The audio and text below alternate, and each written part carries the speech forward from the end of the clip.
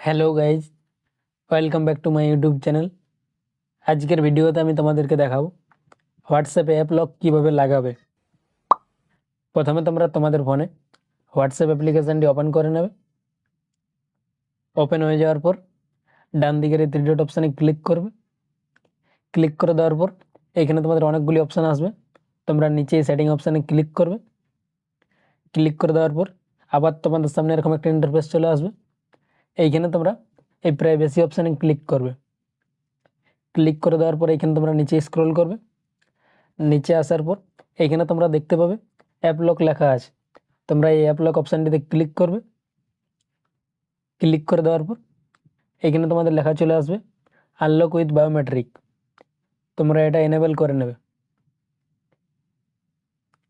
On করে দেওয়ার পর তোমাদের ফোনের ফিঙ্গারপ্রিন্ট এখানে একবার দিয়ে দেবে, তাহলে তোমাদের এটি অন হয়ে যাবে। এবং নিচে তোমাদের এখানে লেখা থাকবে অটোমেটিকলি লক, এবং নিচে তিনটে অপশান দেওয়া থাকবে, ইমিডিয়েটলি, আফটার 1 মিনিট, আরেকটি আফটার 30 মিনিট। তো তোমরা এটা ইমিডিয়েটলি সিলেক্ট করে নেবে। সিলেক্ট করে নেওয়ার পর নিচে তোমরা এটি অন করে দেবে, শো কন্টেন্ট ইন নোটিফিকেশান। কেউ যদি তোমাদেরকে হোয়াটসঅ্যাপে মেসেজ করে উপর থেকে তোমরা ওইটি দেখতে পাবে।